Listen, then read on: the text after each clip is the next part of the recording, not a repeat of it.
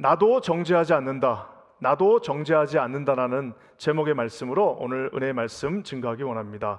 오늘 우리가 이제 요한복음 17번째 시간인데요. 오늘 여러분이 읽으신 이 본문의 말씀은 아주 논란이 많은, 아주 유명하지만 많은 신학적으로는 논란을 가지고 있는 하나님의 말씀입니다. 두 가지 이유 때문에 논란이 있습니다. 첫 번째는 뭐냐면 오늘 이 말씀을 읽으면요, 특별한 거 하나를 발견하게 됩니다. 그건 뭐냐면은 관로가 있어요. 아니, 성경에도 관로가 있나? 그래서 아마 눈치가 빠르신 분들은 아니 8장 1절이면 1절이고 10절이면 10절이지 왜 7장 53절부터 읽냐? 라고 하시는 분이 있는데요, 우리 7장 53절 한번 보시면요, 이 말씀이 갈로로 시작합니다. 그렇죠? 갈로 다 각각 집으로 돌아가고, 그리고 오늘 이 패러그래프가 끝나는 8장 11절을 보면은 또 거기에도 이제 가로가 있습니다. 8장 11절을 보여주시면은 이렇게 해서 다시는 죄를 범하지 말라 하시니라 하고 또 갈로가 이렇게 있습니다. 자, 갈로가 있다는 말은 사실상 많은 특별한 의미를 가지고 있습니다. 우리가 지난주에 예수 그리스도, 나는 내 배에서 생수의 강이 흐른다 하셔서 나는 생수의 강이다라는 말씀으로 설교했고요. 사실 이제 8장 12절에는 나는 세상의 빛이라는 말씀으로 이제 설교를 할 예정입니다. 우리가 이 모든 7장과 8장의 본문은 이 초막절 사건을 중심으로 이루어졌다라고 제가 설교했습니다.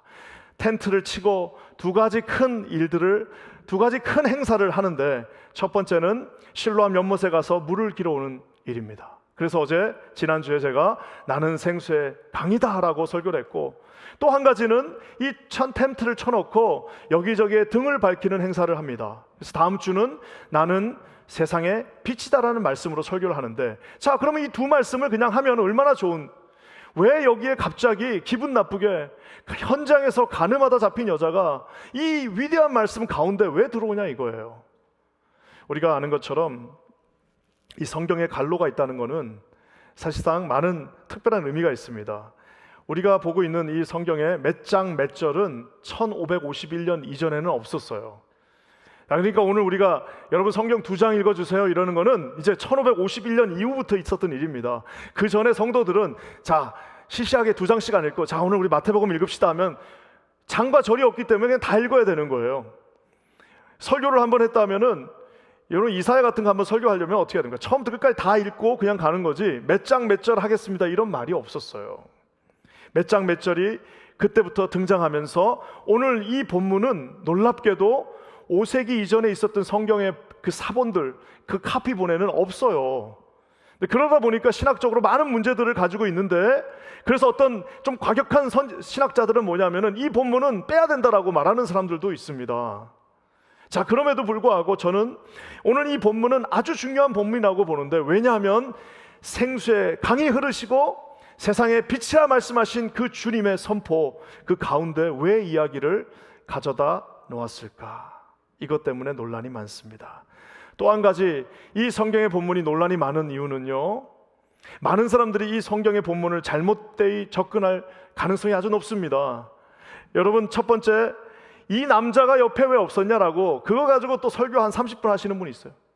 왜 남자 여자가 같이 간음을 해야지, 남자가 혼자 간음하는 것도 아니고 여자가 혼자 간음하는 것도 아닌데 여자 혼자만 잡혀왔냐, 아마 이것은 함정 수사였을 것이다 라고 말하는 사람들도 있고요. 어떤 사람은 다 짜고 치는 이 폭하다 이래가지고 결국에는 그 여자를 유혹했던 남자도 이 지금 끌고 온 남자들하고 한통속이다라고 하는 사람들도 있습니다. 심지어는 이제 남존 여비 사상, 또 어떻게 보면 이 이퀄리티를 주장하시는 분들은 이거 봐라, 어떻게 남자 여자가 평등하지 않냐라고 하면서 거기에 포커스를 맞춰서 설교하는 경우가 있습니다. 또 한 가지 잘못된 경우가 있는데, 예수님이 거기다 글씨를 쓰셨어요. 그렇잖아요. 예수님께서 글씨를 쓰니까 그 글씨 때문에 사람들이 떠났다라고 얘기하고 있어요. 많은 분들이 도대체 거기다가 무슨 글씨를 썼냐라고 하면서 또 그거 가지고 한 20분 설교 우리가 듣기도 합니다. 같이 있어야 할, 우리가 그래서 많은 의견들이 있습니다. 도대체 무슨 글씨를 썼길래 사람들이 떠났냐? 아마 거기에 같이 범인으로 있었던 그 남자 이름 썼을 것이다 라고 하는 주장하는 신학자들도 있고, 또 어떤 분들은 거기 지금 칼 들고 돌멩이 들고 지금 외치면서 죽이라고 하는 사람들의 그 은밀한 죄악들을 하나씩 주님이 쓰셨기 때문에 한 사람씩 그 자기의 은밀한 죄, 누구도 모른다고 생각했던 죄들이 그 종이판에 이렇게 쓰여지듯이 그 땅에다 쓰여지니까 한 명씩 도망갔다라고 주장하는 사람들도 있습니다.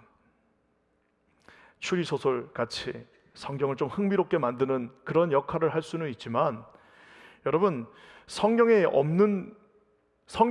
왜 무슨 글을 쓰지 않았는지 주님이 거기에다가 요한을 통해서 써놓지 않는 이유는 그게 별로 중요하지 않기 때문입니다.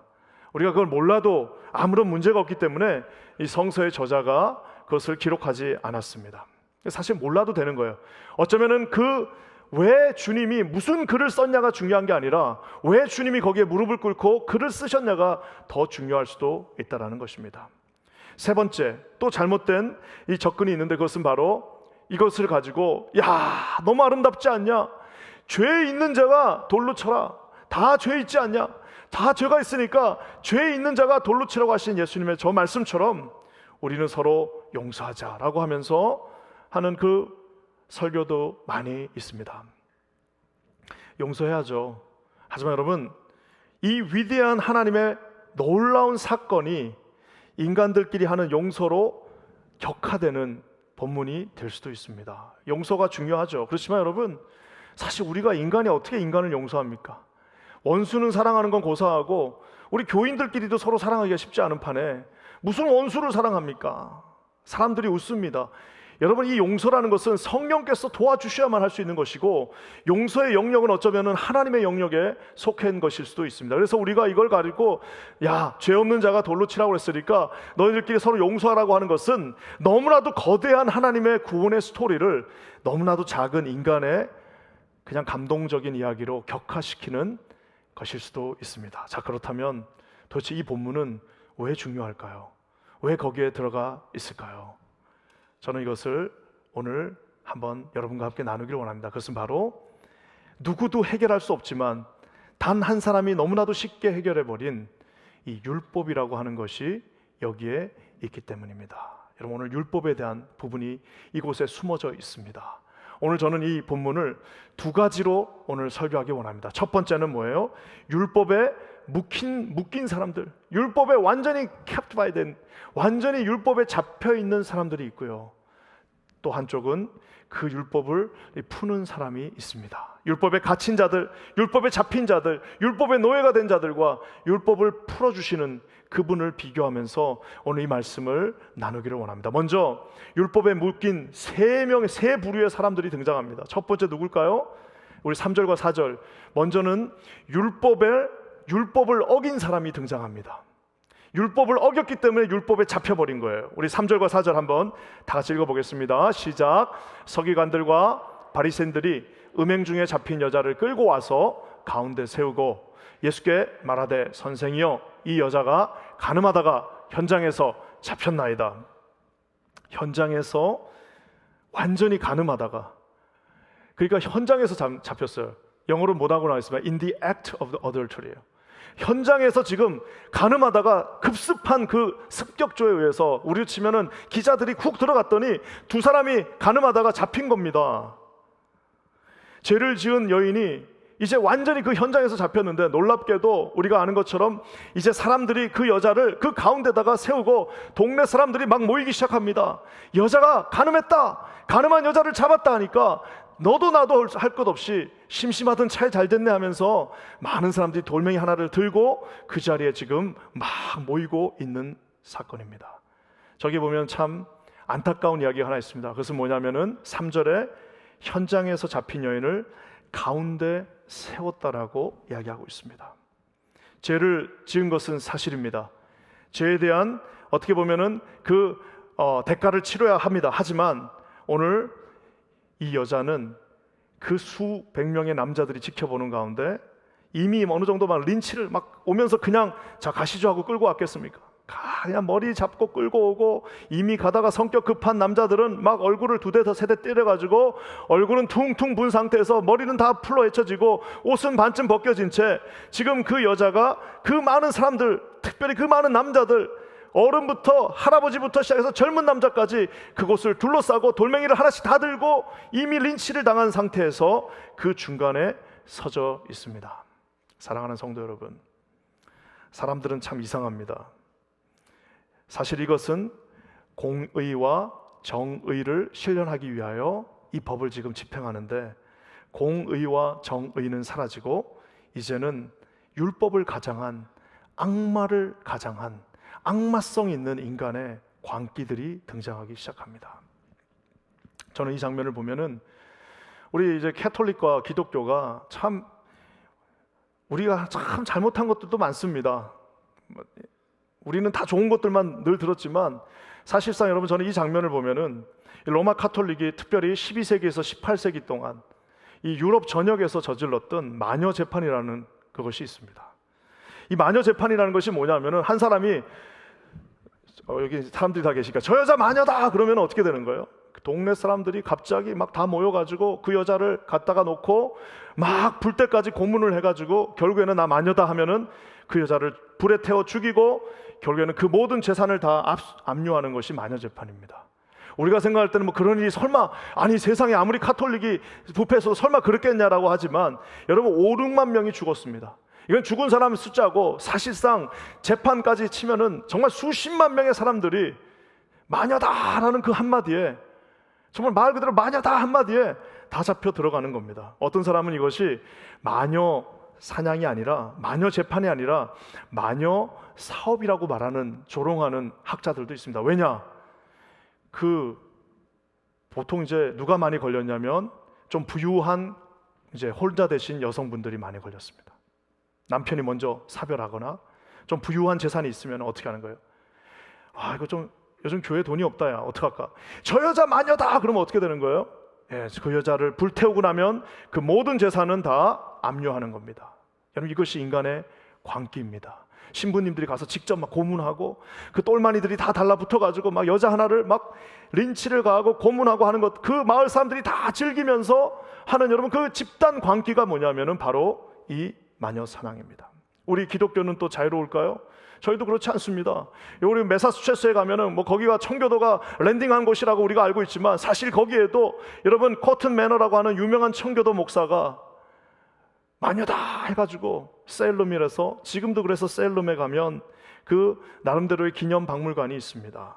1692년 청교도 목사에 의해서 여러분 그 일들이 진행돼서 결국에는 거기에서도 마녀 사냥이 진행되고 1957년이 돼서야 이 매사추세츠 주 정부에서 사과했습니다. 카톨릭은 2003년이 돼서야 교황 요한 바오로 2세가 그 마녀 재판에 대해서 사과했습니다.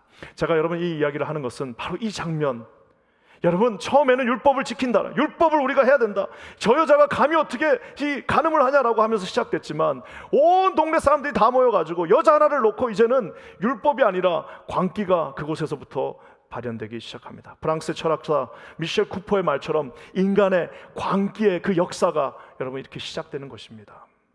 죄를 지은 것은 사실입니다. 죄에 대한 처벌은 당연한 것입니다. 어쩌면 이 여인은 이제 다 포기하고 빨리 어떻게 해라 라고 하고 있는데, 여러분 그것이 아니라 이 마지막 순간까지 그 여자를 막 중간에 세워가지고 광기 어린 인간의 그 행동들이 온 집단에 퍼져버립니다.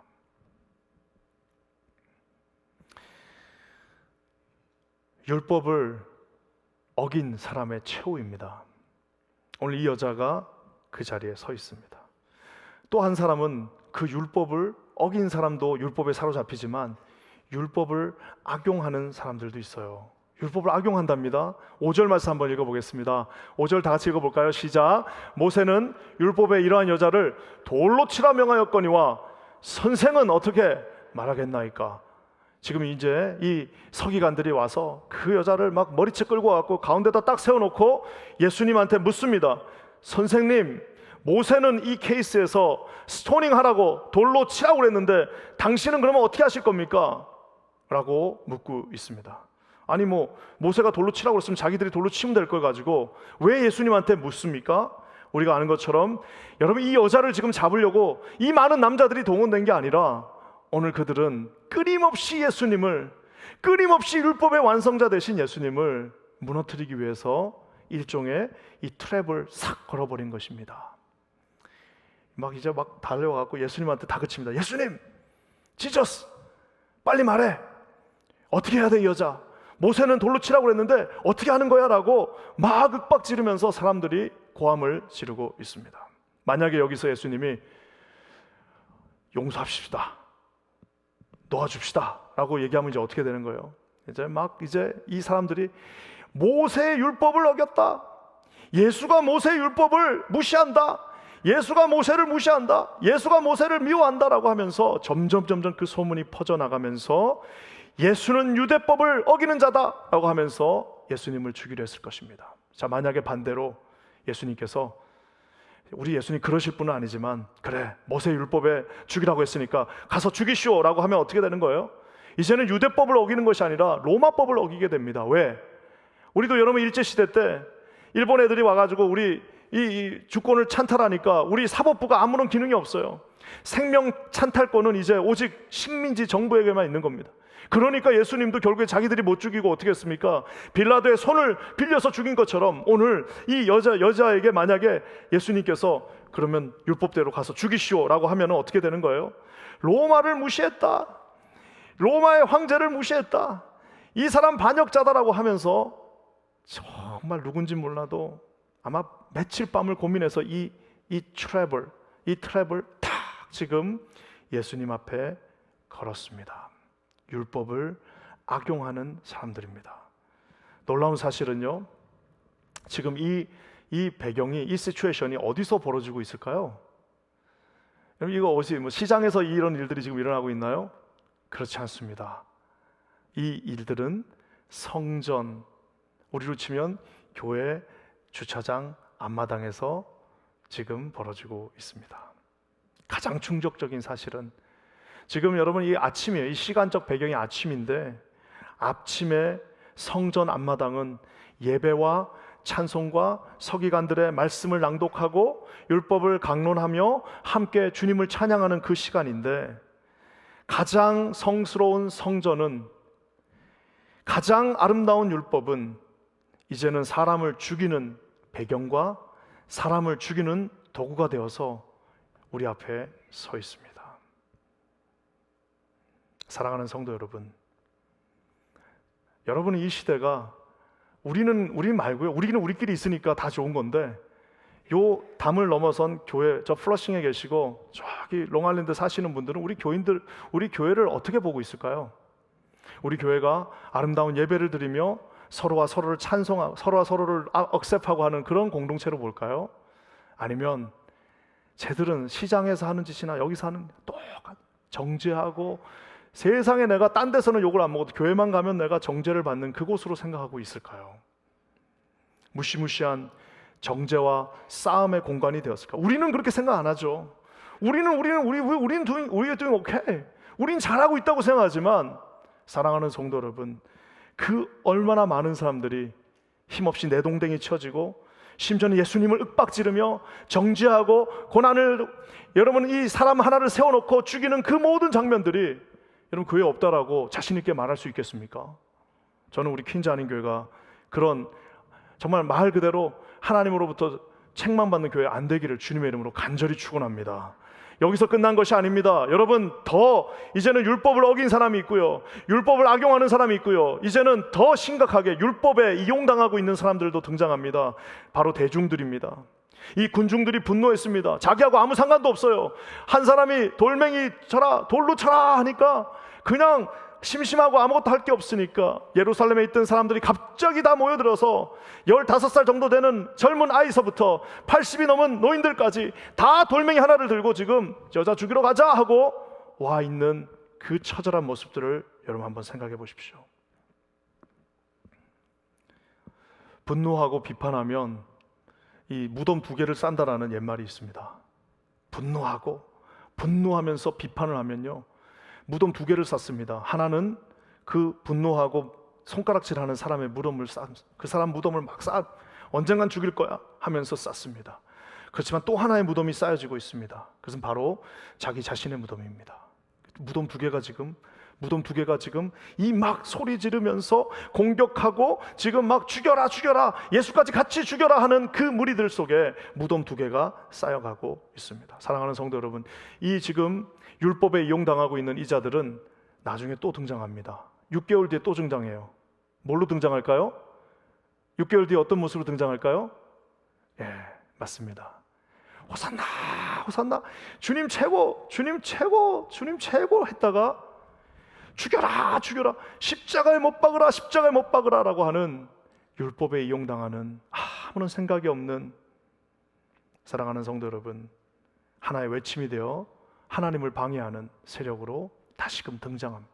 바울 때도 등장하고 이 시대에도 등장하고 교회가 핍박당할 때도 등장하고, 계속해서 끊임없이 율법에 사로잡힌 자들은 역사를 통해서 계속 등장하고, 마귀는 똑같은 방법을 계속해서 사용하고 있다는 사실입니다. 사랑하는 성도 여러분, 율법은 우리를 묶습니다. 율법은 죄를 밝히긴 하지만, 죄에 대해서 분노하게 하지만, 죄에 대해서 정확하게 찝어주긴 하지만, 그 율법을 가지고 누구도 구원받을 수 없습니다. 사랑하는 성도 여러분, 율법은 우리가 심판받을 자라는 사실을 깨닫게 해줍니다. 율법은 우리가 아무것도 우리 힘으로 할 수 없다는 그 사실을 알게 해주지만, 율법으로 구원을 받을 수 있는 사람은 우리 중에 아무도 없습니다. 만약에 오늘의 스토리가 여기서 끝난, 율법에 어긴 사람, 율법을 악용하는 사람, 율법에 이용당하는 사람 세 부류가 모여서 여기서 자기들끼리, 자 그럼 우리가 대책을 한번 세워보자, 어떻게 할까? 여러분, 그 셋이 모여서 하는 마지막은 결국에는 다 같이 죽는 겁니다. 오늘 이 절망적인 순간에 이 율법을 풀어주시는 분이 등장하십니다. 인간의 그 광기를 침묵시켜 주시는 분이 등장하십니다. 6절 말씀 한번 다 같이 읽겠습니다. 6절입니다. 시작. 그들이 이렇게 말하면 고발할 조건을 얻고자 하여 예수를 시험함이러라. 예수께서 몸을 굽히사 손가락으로 땅에 쓰시니. 이거를 제가 좀 연기를 잘했으면은 이건 모노드라마로 해도 될 것 같아요. 사람들이 막 죽여라 죽여라 하면서 막 예수님이 여기 계시면 코앞에 가서 죽여라, 너 어떻게 생각해? 빨리 네 말을 해, 빨리 답을 줘 하면서 죽여라 죽여라 하고 지금 막 난리가 났습니다. 수백 명이. 예수님이 어떻게 하시나요? 갑자기 딱 앞으로 가시더니 다 앉으시더니 손가락으로 여기다가 뭔가를 쓰십니다. 그러니까 이게 참 놀라운 건데요, 결국에는 주님이 삽시간에 자신의 행동으로 모두를 다 침묵시켰습니다. 요즘 그 K-팝에 이어서 K-드라마, K-음식 뭐 별게 다 있는데, 이제 지난 한 달은 정말 K-클래식으로 진짜 전 미국이 들썩들썩했습니다. 이 반 클라이번 콩쿠르라고 하는 유명한 이거 피아노 저는 피아노 못 칩니다. 반 클라이번 이 콩쿠르에 정말 이번에 텍사스에서 했는데, 지난번에 한국 사람이 1등 해갖고 이번에는 못 될 거라고 생각했는데, 이번에 임윤찬이라고 하는 정말 18살밖에 안 된 친구가 나와가지고 이거를 치는데요, 나는 피아노 전 못 칩니다. 세상에 이걸 보는데, 나는 우리 한요한 형제가 저기 가 있나? 난 그래서 처음에 우리 요한 형제가 저기 가 있나? 근데 봤더니 이걸 치는데 막 정신을 못 차리겠어요. 와, 어떻게 저렇게 치지? 그래서 이제 이 친구가 18살이에요. 막 치고 있는데 1라운드에서 이 바흐의 음악을 연주한 다음에 그 다음 음악을 해야 되는데 갑자기 딱 침묵합니다. 90초 동안. 여러분, 90초가 얼마나 긴 시간인지 모르죠. 지금 우리 한번 해볼까요? 90초 진짜 사람을 정말 난처하게 만듭니다. 전 세계에서 다 이 스트리밍으로 그걸 보고 있는데 90초 동안 이 친구가 아무것도 안 하고 가만히 있어요. 그러니까 막 댓글들이 막 옆에서 올라오죠. 어떻게 되는 거예요? 쟤 지금 까먹은 거 아니냐? 쟤 지금 너무 어려가지고 저거 지금 뭐 할지 모르는 거 아니야? 막 하면서 별별 얘기 나오는데 90초가 딱 지나고 나니까 또 막 가서 막 누르는데, 이거는 막 그냥 보고 있으면은 막 그냥 그 안으로 쑥 빨려 들어가는 것 같은 느낌을 받습니다. 결국에는 참지 못한 군중들이 마지막에 일어나서 박수를 치는데요, 나중에 기자가 물어봐갔어요. 왜 거기서 90초 동안 침묵했냐? 이 친구가 뭐라고 얘기했냐면, 한 위대한 작품 곡에서 다른 위대한 곡으로 넘어갈 때 내 영혼을 거기에 바치고 싶었다. 뭐 이런 식으로 이제 멋있게 뭐 얘기를 했는데, 제가 얘기하고 싶은 거는 그 90초의 침묵입니다. 오늘 주님이 막 소리를 지르면서 그 주님 앞에서 난리를 치고 있는 그 모든 백성들을 갑자기 쑥 앉으시더니 초점을 자기의 손가락으로 집중시키시고 뭔가를 쓰십니다. 한 곳에서 막 얻어맞고 있었던 그 여자는 조금 여유를 갖게 되었고, 막 떠들고 있던 군중들은 도대체 뭐 쓰냐 하고 가서 보는 순간 일순간에 그곳이 침묵하게 되었습니다. 우리 주님이 손가락으로 뭔가를 쓰셨습니다. 아까 제가 초두에 뭘 썼는지는 우리가 알 필요 없습니다. 근데 놀랍게도 성경은 손가락으로 하나님께서 쓰시는 장면들이 구약에 나옵니다. 언제 나오셨죠? 우리 하나님이 손가락으로 뭘 써주셨습니까? 십계명을 직접 써주셨습니다. 또 한 번은요, 우리가 잘 아는 것처럼 메데 메네 데겔 우바르신 해서 이 다니엘서 5장에 너의 이제 너는 함량 미달로 느부갓네살 왕에게 심판을 선포하면서 너는 이제 내가 끝내겠다, 너를 심판하겠다고 하시면서 주님의 손이 나타나서 거기에 메네 메네 우겔 드바르신 하고 그 글씨를 쓰는 것을 보게 됩니다. 오늘 주님은 같은 삼위일체 하나님으로서 모든 그 광기 어린 사람들의 모든 시선을 다 끌어다가 자기 자리에 앉아서 이렇게 글씨를 뭔지는 모르지만 쓰십니다. 그러니 사람들이 저 글에 분명히 뭐가 있을 것이야 궁금할 만도 하죠. 저거 분명히, 그러니까 이제 막 제일 선동돼갖고 제일 앞에서 예수님 바로 코 밑에서 막 소리를 지르던 그 사람이 어제 저지른 죄악을 막 이렇게 썼을 수도 있겠죠. 너 어제 내가 다 알고 있는데 너 어제 거기 있었지? 얼마나 놀랬겠습니까? 라마는 그거를 우리가 알 필요는 없습니다. 하지만 놀라운 게 하나 있는데요, 우리 하나님께서 그 율법을 쓰셨는데요, 우리 주님은 율법을 파괴하지 않으십니다. 우리 7절과 8절 한번 다시 읽어볼까요? 7절과 8절인데 놀랍게도 주님은 2번 쓰십니다. 한번 다 같이 읽어볼게요. 시작. 그들이 묻기를 맞이 아니하는지라 이에 일어나 이르시되 너희 중에 죄 없는 자가 먼저 돌로 치라 하시고 다시 몸을 굽혀 손가락으로 땅에 쓰시니. 우리 주님은 율법을 파괴하지 않으셨어요. 뭐라고 얘기해요?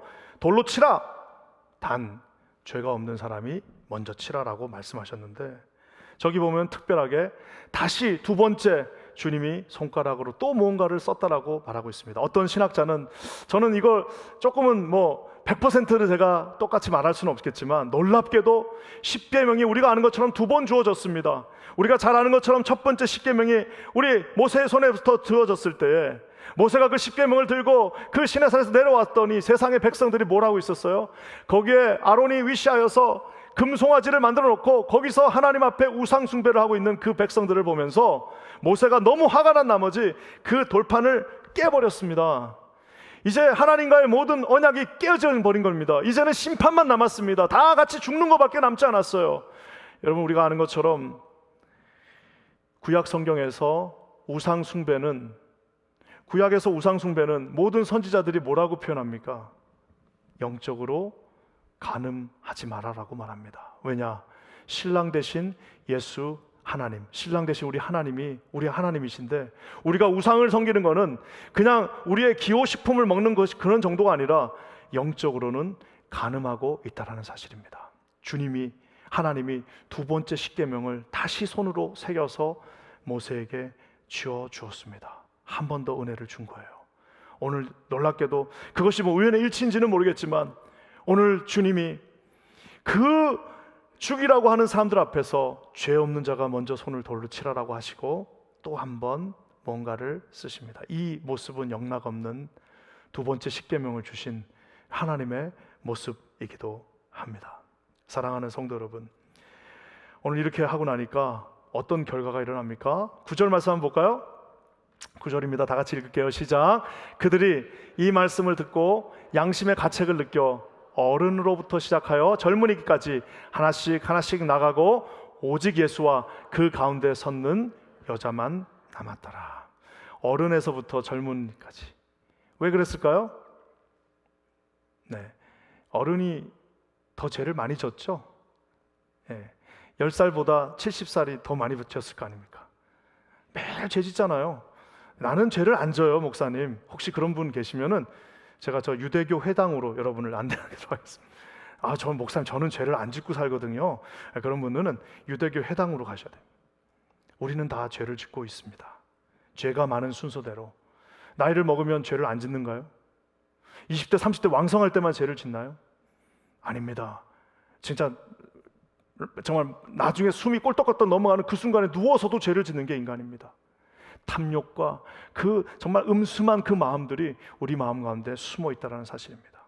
마지막 순간까지 죄를 짓는데 오늘 그 모든 사람들이 돌로 치라 하지만 죄가 없는 사람이 먼저 치라라고 하니까 우리 주님의 얼굴을 보고 빛 대신 주님 앞에서 한 명씩 한 명씩 다 떠나 버렸습니다. 자, 그렇다면 여기서 한 가지 질문을 하게 됩니다. 자, 죄가 없는 사람은 누구예요? 죄가 없는 사람이 거기에 딱 한 명 계십니다. 누굽니까? 바로 예수님이세요. 자, 그러면 이제 죄가 없는 자가 돌로 치라라고 했으니까 예수님이 하셔야 될 다음 행동은 뭐예요? 그래, 너희들은 다 가고 죄가 없는 내가 이제 이 여인을 이 돌로 치면서 내가 율법을 완성하겠다라고 해야만 이것이 율법의 완성이 되는데 오늘 주님은 뭐라고 말씀하십니까? 오늘 주님 뭐라고 말씀하십니까? 우리 10절과 11절의 말씀입니다. 한번 다 같이 읽어보겠습니다. 시작. 예수께서 일어나사 여자 외에 아무도 없는 것을 보시고 이르시되 여자여, 너를 고발하던 그들이 어디 있느냐? 너를 정죄한 자가 없느냐? 대답하되 주여, 없나이다. 예수께서 이르시되 나도 너를 정죄하지 아니하노니 가서 다시는 죄를 범하지 말라 하시더라. 나는 너를 정죄하지 않는다. 유일하게 돌을 들고 그를 칠 수 있는 그분께서 나는 너를 정죄하지 않는다. 나는 너를 용서할 것이다. 나는 너를 품을 것이다. 그러면서 주님이 부탁하세요. 다시는 죄를 짓지 마라. 당신은 그런 죄의 노예로 살 사람이 아니야. 너는 귀한 딸이야. 너는 이쁜 여자야. 너 지금부터 이렇게 그렇게 살면 안 되고 다시는 그 죄를 짓지 말고 하나님 앞에 이쁜 딸로 살길 바란다라고 말씀하십니다. 사랑하는 성도 여러분, 저는 제가 저 말씀을 하면서 설명하려고 이렇게 한 장 정도를 적어놨는데, 여러분, 나는 너를 정죄하지 않는다. 그 말 속에 무슨 설명이 또 필요하겠습니까? 많은 사람들이 오늘 이 본문을 말씀을 들으면서 참 저 여자 불쌍하네 라고 생각합니다. 사실상 사랑하는 성도 여러분, 죄의 경과가 좀 다르다 뿐이지 그 자리 중간에서 세움을 당하고 돌멩이로 맞아고 죽어야 될 사람들은 사실상은 저와 여러분이라는 사실을 우리는 너무나도 잘 알고 있습니다. 주님이 오늘 말씀하십니다. 나는 너를 정죄하지 않는다. 다시는 그 죄를 짓지 말라 말씀하십니다. 오늘 이렇게 성경을 마무리해도 참 좋은데, 아마 우리 중에 혹시라도 논리적으로 뛰어나신 분들은 질문 하나가 다시 하나 여기서 뱅뱅 돌고 있을 겁니다. 뭐냐면은 도대체 너는 무슨 권리로 돌을 치지 않느냐? 왜 도대체 무슨 권한으로 그 여자를 용서해 줄 수 있냐라고 아마 묻고 있는 사람들도 있을 겁니다. 성경은 오늘 이 요한복음에서 참 아주 재미있게 왜 예수님이 나는 너를 용서한다라고, 나는 너를 정죄하지 않는다라고, 나는 너를 컨뎀하지 않는다라고 말씀하실 수 있는 이유를 이 8장의 마지막 절에 살짝 은유적으로 표현해 놓았습니다. 우리 59절 말씀 한번 읽어보게요. 시작. 그들이 돌을 들어 치려 하거늘 예수께서 숨어 성전에서 나가시니라. 참 재밌죠? 돌을 맞아 죽어야 될 여자는 살아났는데 이제 그 똑같은 군중들이 예수님에게 돌을 던진다고 하면서 요한복음 8장이 끝이 납니다. 우리가 아는 것처럼 왜 우리 주님은 우리의 죄를 용서해 주실 수 있느냐? 어떤 고난으로 우리의 죄를 용서해 줄 수 있느냐? 우리가 잘 아는 것처럼 6개월 뒤에 그분이 지실 십자가로 우리 주님은 자신 있게 우리에게 너의 모든 죄들, 네가 맞아야 될 모든 돌멩이들, 네가 받아야 될 모든 채찍과 고난들을 내가 대신 어디다 갖다 버리는 게 아니라 내 몸으로, 내 모든 몸으로 내가 네가 맞아야 될 그 십자가의 고난과 네가 맞아야 될 그 돌멩이들을 내가 십자가에서 다 맞겠다라고 우리 주님이 오늘 선포하고 계십니다. 사랑하는 성도 여러분, 율법이 있는 곳에 율법의 매인자들이 있습니다. 율법을 어겨서 중간에 서서 이제 심판받는 것 외에는 아무런 결론이 없는 죄인들이 그곳에 있습니다. 율법을 악용하지만 결국 본인도 언젠가는 율법의 틀에 갇힐 수밖에 없는 그런 바리새인들 또한 있습니다. 율법에 이용당하면서 결국에는 십자가를 지라라고 했지만 결국엔 본인들도 자기를 구원할 수 없는 불쌍한 무리들이 그곳에 있습니다. 다 저와 여러분의 모습입니다. 우리끼리는 누구도 구원할 수 없습니다. 우리는 우리 자녀들을 구원할 수 없습니다.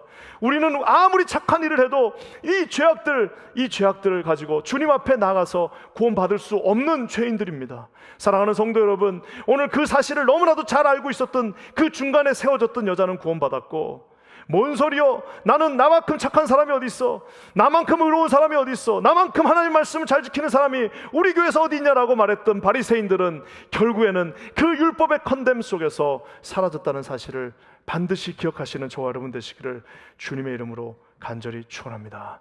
사실 오늘 이 자리에서 가장 불행했지만, 가장 비참했지만, 가장 고통받았지만 가장 행복한 사람은 그 가운데 서 있었던 여자입니다. 평생 죽는 순간까지 나는 너를 정죄하지 않는다. 가서 다시는 그 죄를 짓지 마. 당신은 이쁜 사람이야. 너는 멋있는 남자야. 너는 잘할 수 있어. 너는 승리할 수 있어. 다시는 그 죄를 짓지 마. 나는 너를 정죄하지 않는다라는 우리 피 흘리신 예수 그리스도의 음성을 오늘 이 아침에 들으실 수 있는 저와 여러분 되시기를 주님의 이름으로 간절히 축원합니다. 기도하겠습니다. 하나님, 오늘 우리 요한복음의 말씀 통하여서 오늘도 우리를 정죄하지 아니하시고 대신 그 모든 십자가를 지시고 모든 돌팔매를 맞으시고 대신 죽으신 주님을 바라봅니다. 주님의 피를 의지합니다. 주님 이곳에 함께하여 주시옵소서. 예수님의 이름으로 간절히 기도합니다. 아멘.